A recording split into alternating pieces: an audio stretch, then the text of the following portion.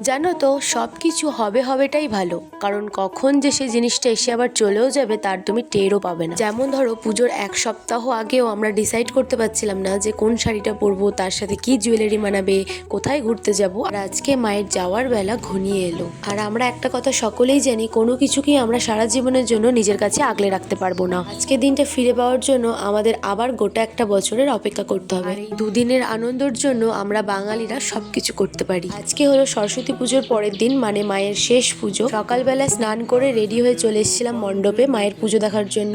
আর এদিকে পুজোও হয়ে গেছে, পেয়ে গেছি আমি প্রসাদ। অন্য অন্য জায়গায় মায়ের বিসর্জন হয়ে গেলেও আমাদের পাড়ার মাকে এত তাড়াতাড়ি যেতে দিই না, কারণ আমাদের মণ্ডপে সবার জন্য বিভিন্ন রকম খেলার আয়োজন করা হয়, তার সাথে নৃত্য অনুষ্ঠান তো আছে। তো আজকে মণ্ডপে খেলার আয়োজন করা হয়েছে, আর সেটাকে আমি মাইকে অ্যানাউন্স করছিলাম, আর বাচ্চাদের নামগুলো পায়েল নোট করে নিচ্ছিল।